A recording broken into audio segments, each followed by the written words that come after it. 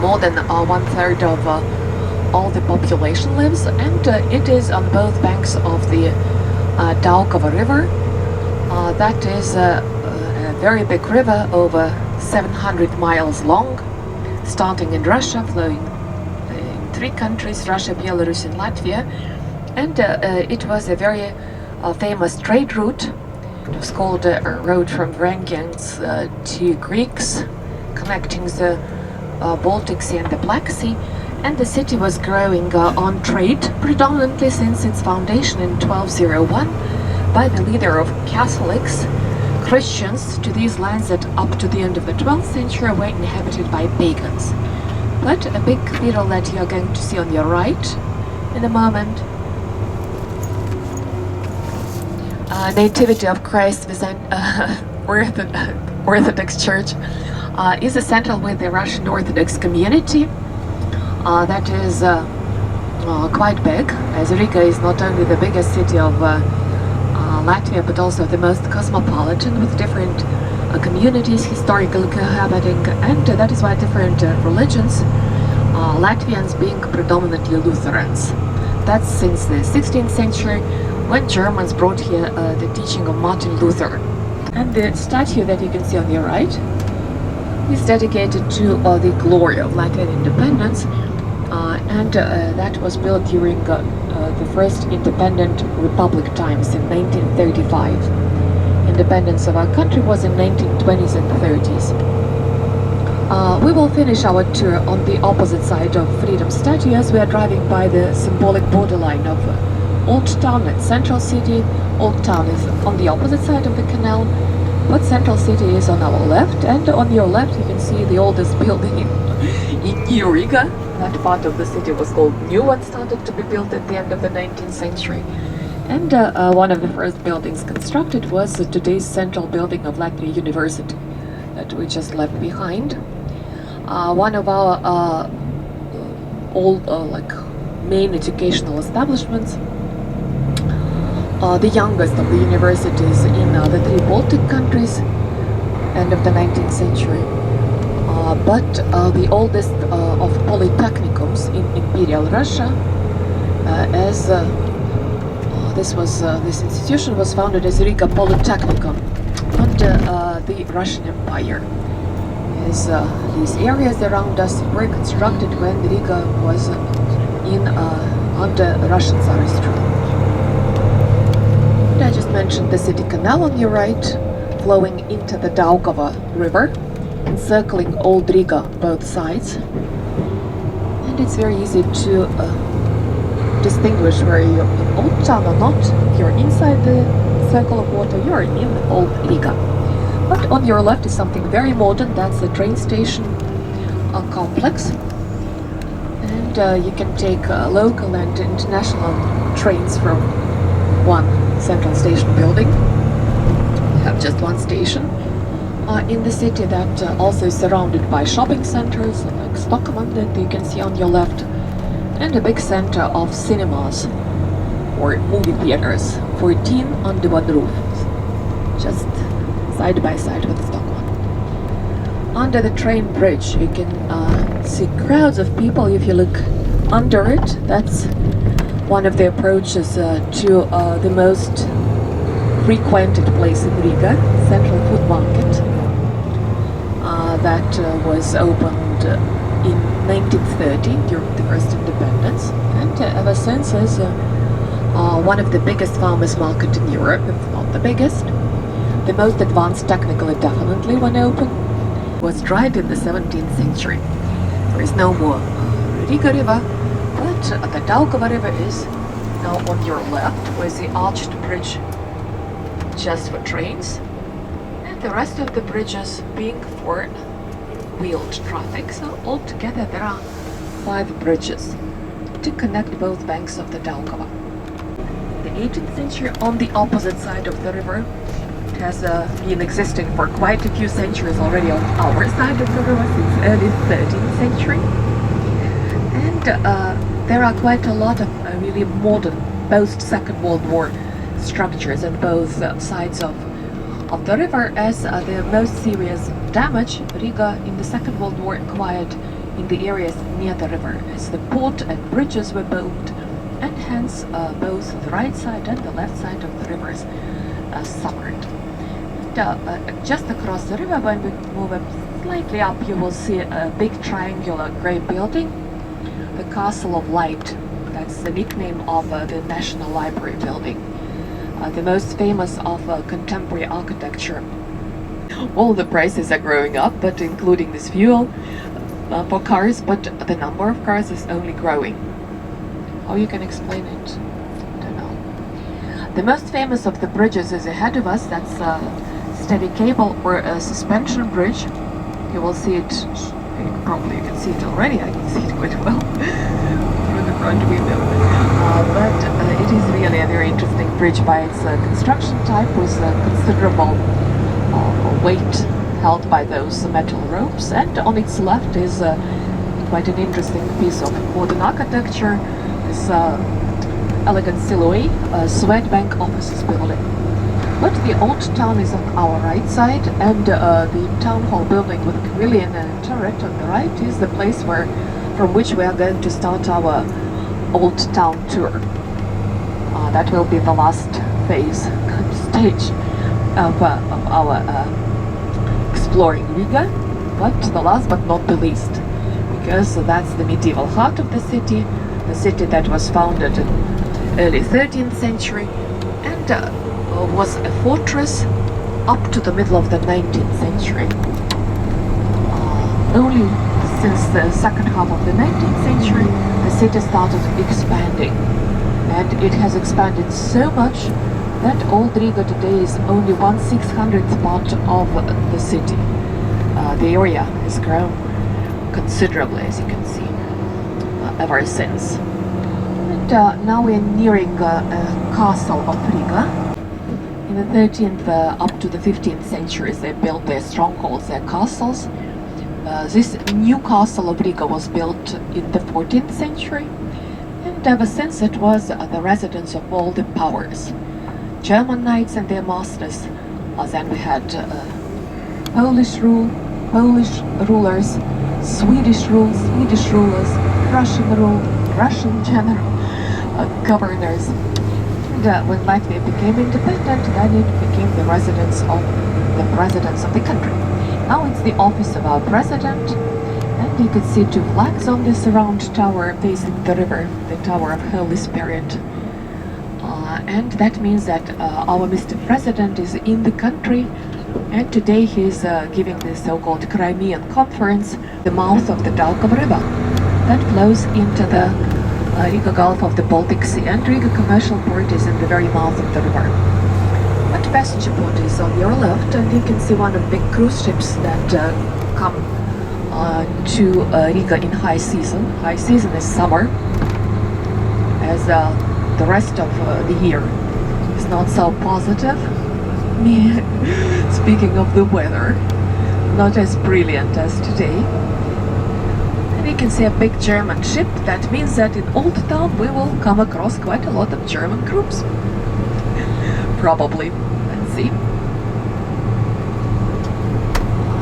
And a bit up to the left is a tiny building of Riga passenger port, where two ferry from Stockholm used to come in the previous days. That means pre-COVID days. The Daugava is much water, full of water.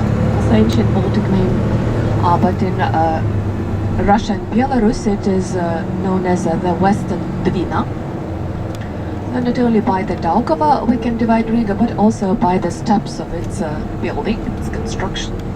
And then the third step was the post-Second World War residential suburbs, where mainly Rigans reside today, coming to work to the city center, but not to the areas that we're in, not to the buildings that are on your left. There's this part of the city center that we call the nest of nobility, or quiet center, is predominantly residential. It is very quiet center, very prestigious, elite corner to live. And that is why these condominiums are very expensive, and also there are lots of embassies in this area.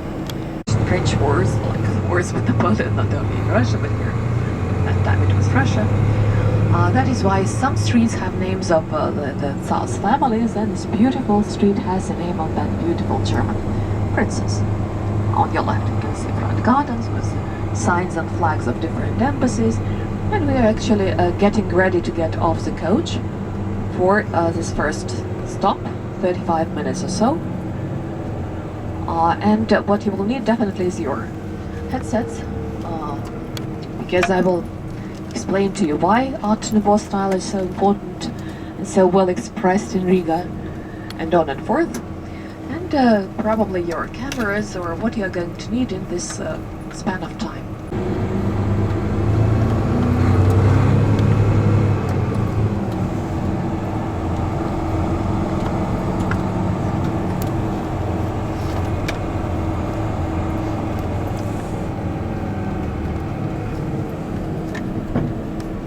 UNESCO is its old town, medieval architecture that we will see when walking there, and also we have the largest number of wooden houses among European capitals. That's wooden collection is also UNESCO protected. So the whole list of things in Riga's architecture being protected by UNESCO. Now we are driving again on the side of the canal that is in the park on your right. And the next coming building on the left side was once the embassy of the USA.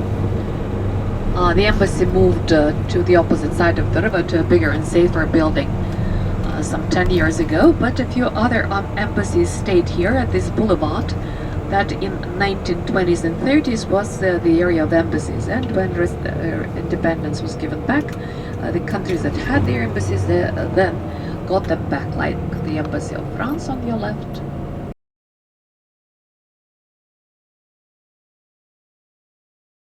The second is the Embassy of Germany in neo-Gothic style. Germans like neo-Gothic style a lot. Passing by again, lots of boulevards here are one way. That means that you have to take certain scheme of traffic, like scheme, you can't change it. And on your left is the Embassy of Germany.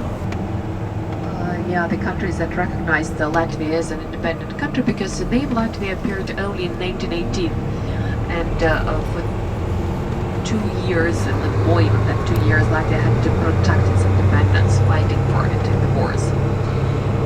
Again, on your left is the university with 3 rows of steps. Students never take central steps. They believe that in this case they would not pass exams or tests successfully, and they avoid these central steps. They use them only for photo taking at the graduation ceremony that takes place in this historical central building.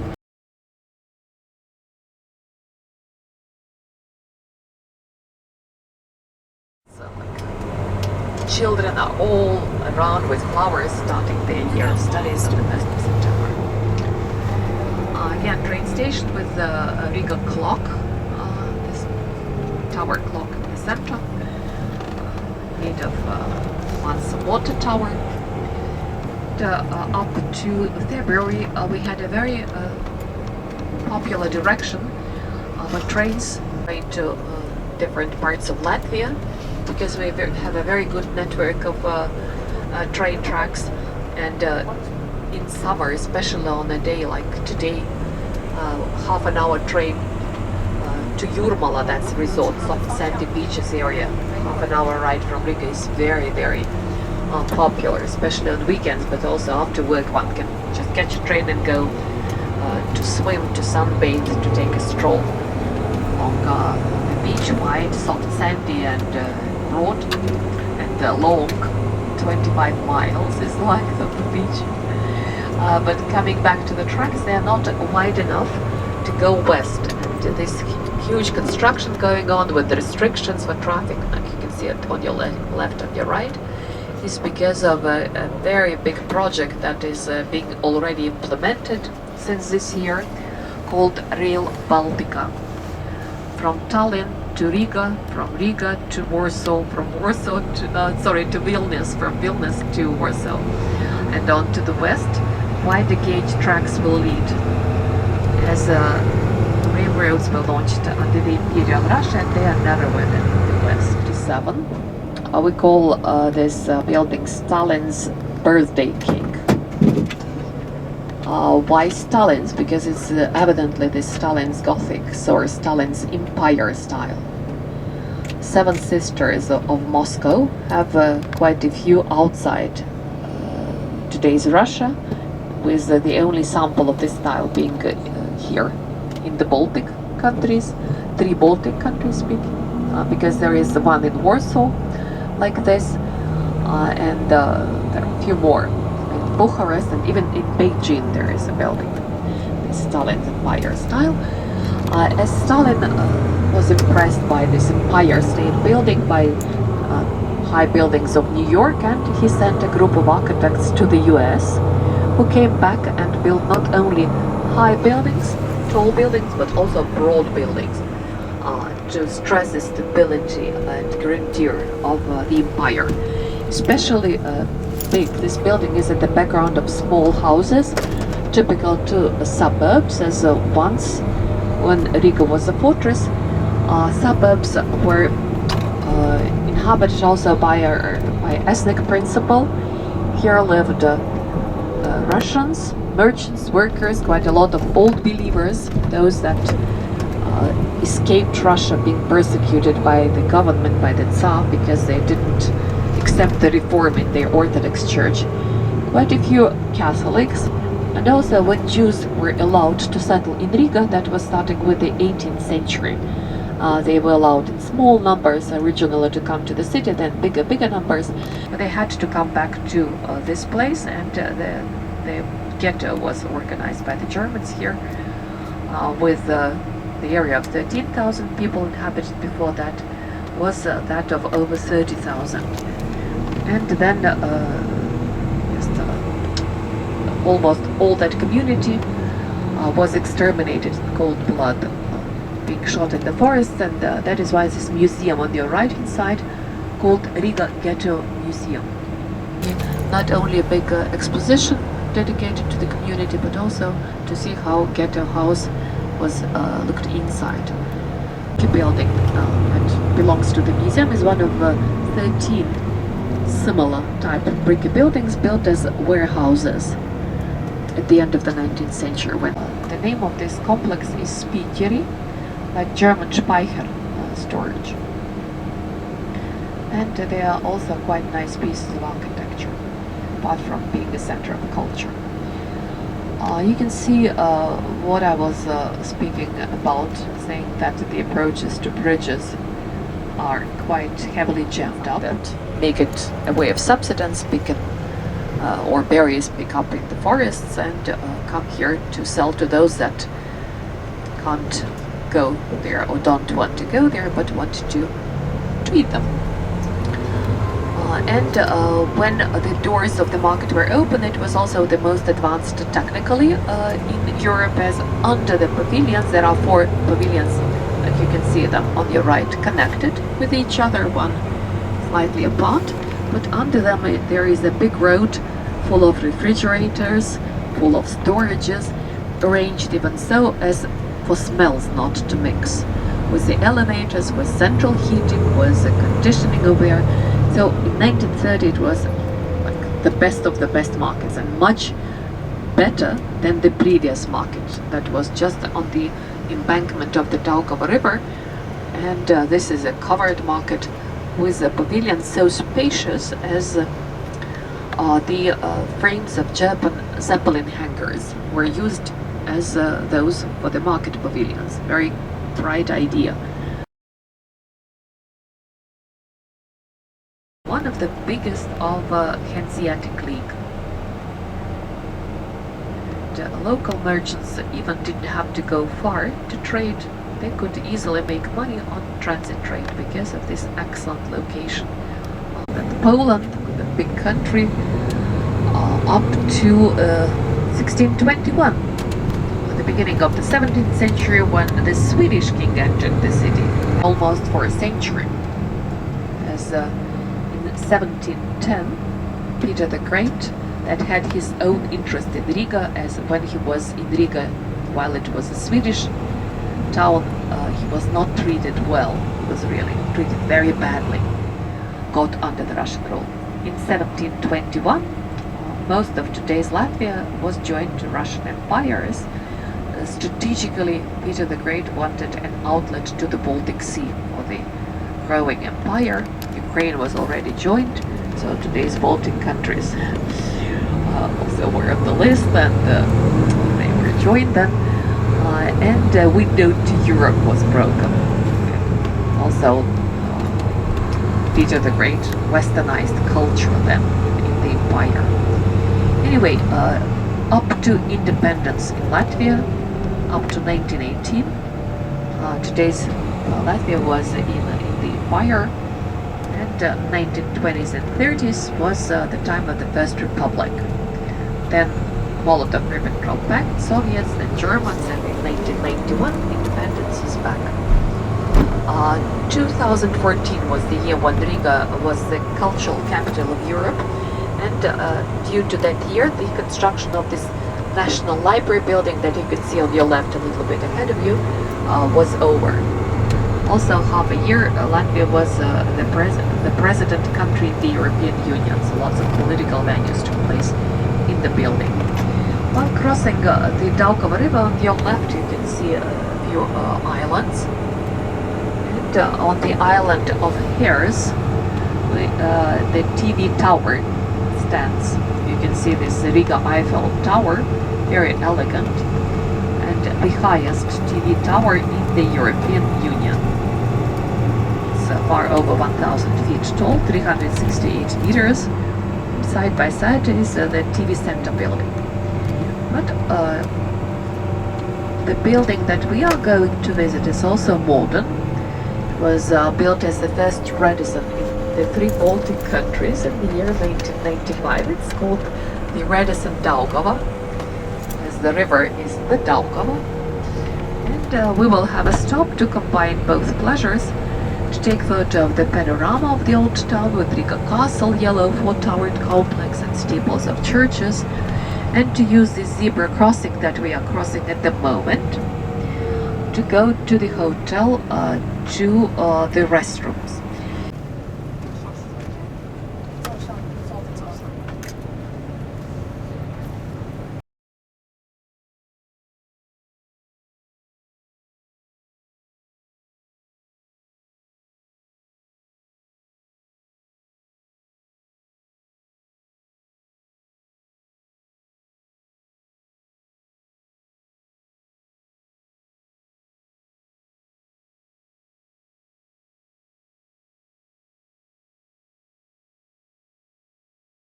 With the roosters being placed on the spires of the churches when the churches became Lutheran.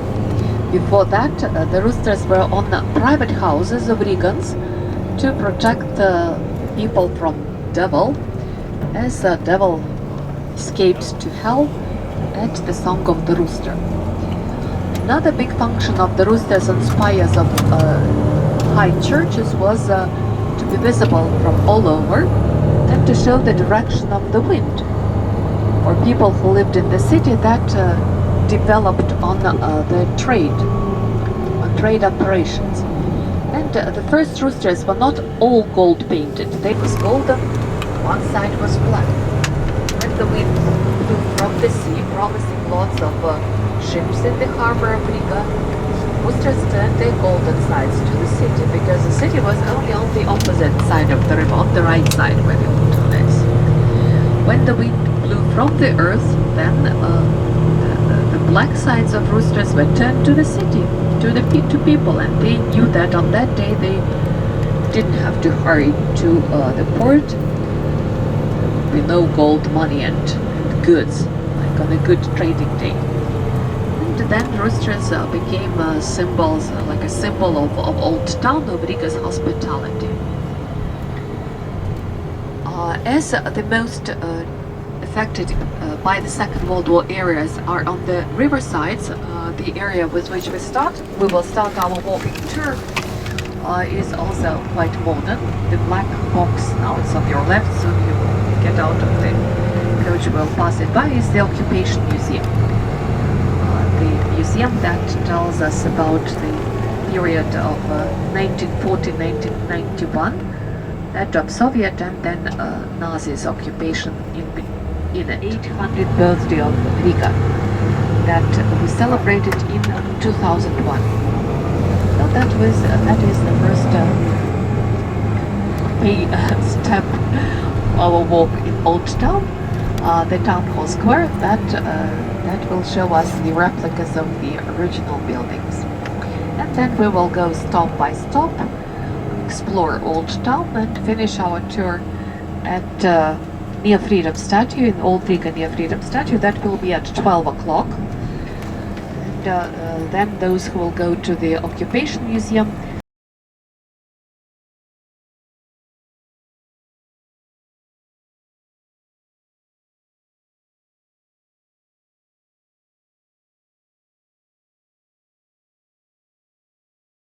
So it means those of you who are going on optional tour, we will meet then at 2 o'clock on the bus, and the bus is just around the corner, you know, the hotel. But also those of you who are not going on the optional tour, and you want to leave some of your possessions on the bus, you can come at 2 o'clock or just 5 to 2 and you can pick them, yeah?